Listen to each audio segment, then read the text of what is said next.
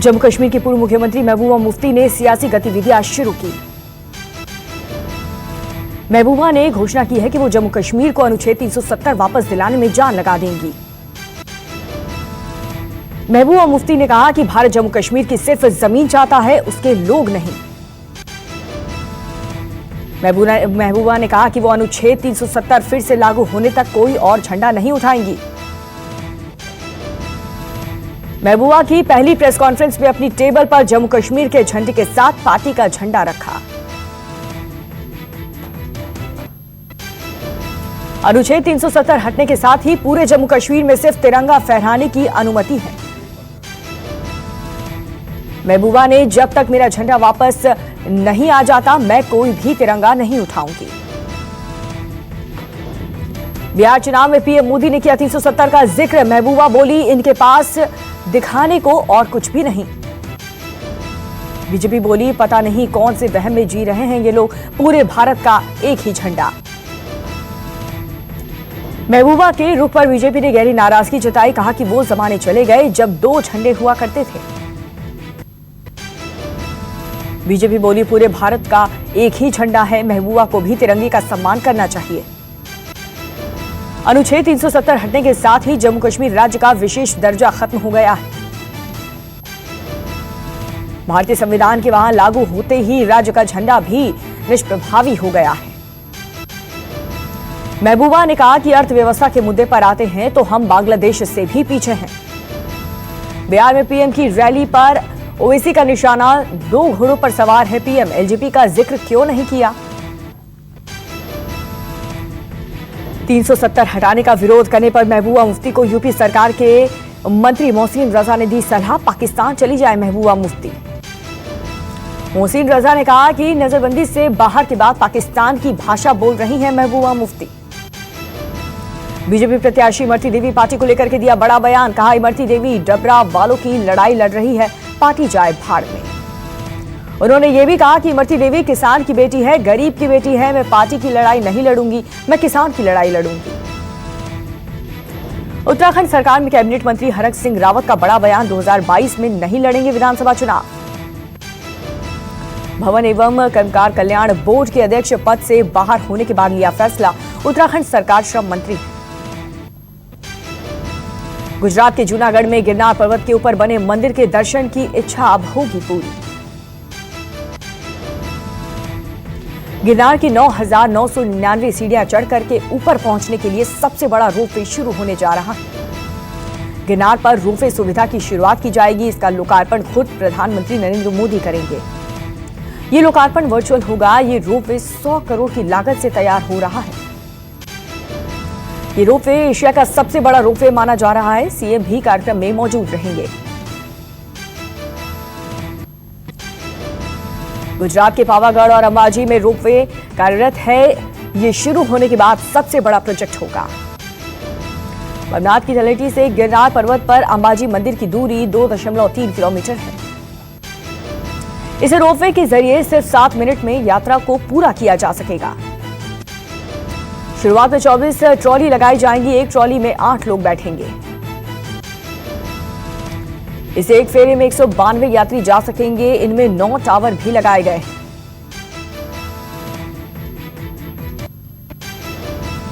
मोदी ने पहले दिन 3 रैलियां में 24, राहुल ने 2 रैलियों में 12 सीटें कवर की हैं। पीएम बोले बिहार के सपूत गलवान घाटी में तिरंगे की खातिर शहीद हो गए। पीएम ने कहा पुलवामा हमले में भी बिहार के जवान शहीद हुए, मैं उनके चरणों में शीश झुकाता हूं।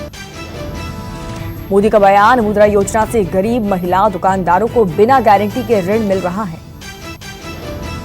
पीएम ने एमएसपी की बात भी की। कहा किसानों को पहले से 1.5 गुना ज्यादा एमएसपी मिल रहा है। राहुल गांधी ने मोदी पर साधा निशाना। कहा पीएम बताएं कि जब सैनिक शहीद हो रहे थे तब पीएम क्या कर रहे थे। राहुल बोले पीएम बताएं कि पिछली बार 2 करोड़ रोजगार देने के बाद क्या हुआ। Pakistan financial action task force की ग्रे लिस्ट में बना रहेगा, नहीं मिली किसी का साथ। 3 दिनों के FATF की वर्चुअल बैठक में लिया गया फैसला। कोरोना की वजह से बैठक ऑनलाइन हुई। अब फरवरी 2021 तक ग्रे लिस्ट में बना रहेगा पाकिस्तान। 6 मापदंडों को पूरा करना होगा।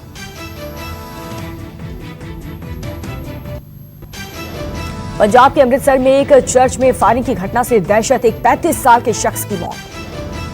प्रिंस और मनोज नाम के लोग अमृतसर के गढ़वाली गेट के पास श्री गुरु रामदास नगर में एक चर्च में गए थे। रणदीप सिंह गिल नाम का शख्स 7 और लोगों के साथ यहां पर आया और उनके बीच बहस हो गई। रणदीप खुद को वाल्मीकि समुदाय और कांग्रेस का नेता बताने लगा, लेकिन पार्टी ने पुष्टि नहीं की। मृतक और आरोपी पहले से ही एक दूसरे को जानते थे। घटना को अंजाम देने के बाद रणदीप मौके से फरार। राजस्थान नगर निगम चुनाव में सियासत तेज। बीजेपी ने कांग्रेस के खिलाफ जारी किया ब्लैक पेपर।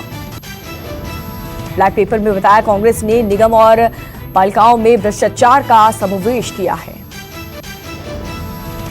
बीजेपी ने इस ब्लैक पेपर में राजस्थान सरकार के 20 महीनों के कामकाज का ब्यौरा दिखाया। बीजेपी नगर निगम चुनाव में अपना घोषणा पत्र यानी कि विजन डॉक्यूमेंट जल्द ही जारी करेगी। दिल्ली के लाल किले की पार्किंग में लगती है बच्चों की अनोखी क्लास। दिल्ली पुलिस में कांस्टेबल बच्चों को पढ़ाते हैं। रांची के आसपास के रहने वाले मजदूरों के उन बच्चों को पढ़ाते हैं जिनके पास ऑनलाइन क्लास कराने की सुविधा नहीं है। हर महीने अपनी सैलरी का एक हिस्सा बच्चों पर करते हैं खर्च। बच्चों को पेन, पेंसिल, बस्ता, कॉपी, किताबों का भी करते हैं इंतजाम। लखनऊ की दुर्गा पूजा में दिखा कोरोना से बचाव का संदेश। आइसोलेशन वार्ड वाला पंडाल बना लोगों के लिए आकर्षण का केंद्र। कमेटी ने पंडाल में आइसोलेशन वार्ड बनाया। अगर कोई भी संक्रमित होता है तो उसे आइसोलेशन वार्ड में रखा जाएगा। अष्टमी और नवमी के दिन भक्तों की भीड़ एक जगह इकट्ठा न हो, इसके लिए पंडाल में कई जगह जागरूक करने वाले बैनर भी लगाए गए। 24-25 अक्टूबर को रक्षा मंत्री 12 बजे सिक्किम के लिए रवाना होंगे। 33 कोर और सरथांग जाएंगे। LAC पर भी करेंगे शास्त्र पूजन। रक्षा मंत्री राजनाथ सिंह इस दौरान कई गंगटोक में कई सड़क और कई पुल परियोजनाओं का उद्घाटन भी करेंगे। सूत्रों के हवाले से खबर। गूगल और पेटीएम को पार्लियामेंट की ज्वाइंट कमेटी ने भेजा सम्मन। 29 अक्टूबर को पेश होने के लिए कहा। दुर्गा पूजा पर दिख रहा है कोरोना का असर। यहां पर एक पंडाल में मां दुर्गा को कोरोना वायरस को मारते हुए मूर्ति बनाई गई। विशाखापट्टनम में शुक्रवार को एक गड्ढे में डूबने से 3 बच्चों की दर्दनाक मौत। गड्ढे में तैरने गए थे बच्चे। यह हादसा विशाखापट्टनम के अनकापल्ले मंडल के गांव में हुआ है। खनन के लिए खोदा गया था गड्ढा। पुंछ के किन्नी सेक्टर में पाकिस्तान गोलीबारी का भारत ने दिया मुंह तोड़ जवाब। 2 पाकिस्तानी सैनिकों की मौत। गुरुग्राम की कूलर बनाने वाली फैक्ट्री में आग। 2 करोड़ का नुकसान। 5 घंटे में पाया गया आग पर काबू। बर्थडे पार्टी के बहाने बुला करके युवती के साथ किया गैंगरेप। पुलिस ने 2 युवक को किया गिरफ्तार। यूपी के मेरठ से सामने आया युवक की पिटाई का वीडियो। लोगों ने युवक को बच्चा चोर समझ करके पीट दिया। देश में कोरोना के एक दिन में 53,366 नए केस। 690 लोगों की मौत। 77,61,000 के पार कोरोना मरीज। दिल्ली में पिछले 24 घंटे में 4,086 नए मामलों की पुष्टि। 26 मौतें दर्ज की गई। मामलों की संख्या 3,48,000 से ज्यादा। महाराष्ट्र में कोरोना के 24 घंटे में 7,347 नए केस। 184 लोगों की मौत। कुल मरीजों की संख्या 16,32,544 हुई। मुंबई में कोरोना के एक दिन में 1,470 मामले। 48 लोगों की मौत। मरीजों की संख्या 2.5 लाख के करीब। यूपी में कोरोना से 24 घंटे में 2,202 लोग पॉजिटिव। 40 की मौत। कुल संख्या 4,66,060 तक पहुंची। मध्य प्रदेश ने एक दिन में 953 नए कोविड-19 के मामले। 13 लोगों ने कोरोना से गंवाई अपनी जान। कुल मामले 1,65,294 हुए। बिहार में कोरोना के 1,093 नए केस। 2,10,388 तक पहुंची कोरोना मरीजों की संख्या। झारखंड में 24 घंटे में कोरोना के 435 नए लोग पॉजिटिव। 1 लाख के करीब हुई कोरोना संक्रमितों की संख्या। पंजाब में एक दिन में 481 नए कोरोना के मामले। 23 लोगों की मौत। कुल मामलों की संख्या अब 1,30,157 हुई। हिमाचल में कोरोना के नए 196 लोग संक्रमित। अब तक राज्य में 2,620 लोगों ने गंवाई अपनी जान। जम्मू कश्मीर में एक दिन में सामने आए कोरोना के 586 नए केस। कुल मामले 90,752 तक पहुंचे। कर्नाटक में पिछले 24 घंटे में 5,356 नए कोविड केस और 51 मौतें दर्ज की गई हैं। कुल मामलों की संख्या 7,93,000 के पार। तमिलनाडु में 24 घंटे में 3,057 नए कोरोना के केस, 33 लोगों की गई जान, 7,03,000 हुए मरीजों की संख्या। पश्चिम बंगाल में 24 घंटे में कोरोना से 4,143 लोग पॉजिटिव, कुल मरीजों की संख्या बढ़कर के 3,41,000 के पार। गुजरात में कोरोना के 1,112 मामलों की पुष्टि, 1,65,233 हुई मरीजों की संख्या। भारत में रिकवरी रेट लगातार बढ़ रहा है। मृत्यु दर गिर करके 1.51% और ठीक होने का दर 90% के पास पहुंच गया है। देश के 22 राज्यों में 20,000 से कम एक्टिव केस हैं। केवल केरल, कर्नाटक और महाराष्ट्र में 50,000 से ज्यादा एक्टिव मामले हैं। एक स्टडी में दावा किया गया है कि भारत अब हार्ड इम्यूनिटी की स्टेज में पहुंच चुका है और लगभग 38 करोड़ लोग कोरोना संक्रमित हो चुके हैं। स्टडी के मुताबिक भारत में सख्त लॉकडाउन नहीं होता तो जून में पीक पर आ जाता। स्वदेशी भारत बायोटेक की कोवैक्सीन ने सफलता से एक और स्टेज पार किया है। वैक्सीन के फेज 3 ट्रायल की मंजूरी मिली। लक्ष्मी बॉम्ब का टाइटल बदलने की मांग, हिंदू सेना का लव जिहाद प्रमोट करने का आरोप।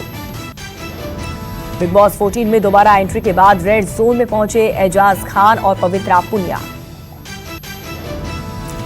एसएस राजामौली की मूवी RRR का फर्स्ट लुक जारी। एनटीआर, अजय देवगन, आलिया भट्ट भी करेंगे रोल।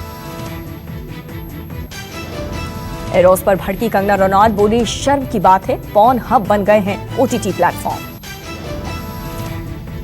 खेसारी का नया गाना रिलीज, मन चंगा ते कठौती में गंगा हुआ लॉन्च। रिलीज के साथ ही गाने के 1.3 मिलियन से ज्यादा बटोरे व्यूज। सेंसेक्स में 145 और निफ्टी में 45 अंकों से ज्यादा की बढ़ोतरी। बैंकिंग और ऑटो शेयर में भी तेजी। लोन मोरिटोरियम के ब्याज पर नहीं देना होगा ब्याज, कैबिनेट का फैसला, 2 नवंबर को होगी सुनवाई। रिलायंस इंडस्ट्री में एफआई की हिस्सेदारी बढ़कर के 25.2% हुई। 3 महीने में 2.73 करोड़ शेयर खरीदे। प्याज की कीमतें नियंत्रण करने के लिए सरकार ने 15 दिसंबर तक दी आयात नियमों में ढील। देश में जुलाई सितंबर में बिके 5 करोड़ स्मार्टफोन, चीनी कंपनियों की 76% हिस्सेदारी। आखिरी प्रेसिडेंशियल डिबेट में जलवायु परिवर्तन पर बोलते हुए ट्रंप कर बैठे भारत की आलोचना, कहा वहां की हवा कितनी गंदी है। उइगरों पर चीन के अत्याचारों की कनाडा ने की सख्त निंदा। दुनिया भर के देश चीन की कर रहे हैं आलोचना। ब्राजील ने भी दिया चीन को झटका। बोल्सोनारो में वैक्सीन के बहिष्कार का ऐलान किया। भारत ताइवान के व्यापारिक समझौते से भड़के चीनी अखबार, कहा हिंदुस्तान उठाने जा रहा है बड़ा खतरा।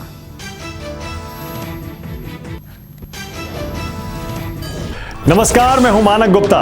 अगर आपको हमारा ये वीडियो पसंद आया हो तो इसे लाइक और शेयर जरूर करें और हां, हमें सब्सक्राइब और फॉलो करना ना भूलें ताकि आप देश और दुनिया की कोई खबर मिस ना करें। तो जुड़े रहिए हमारे साथ और देखते रहिए News 24।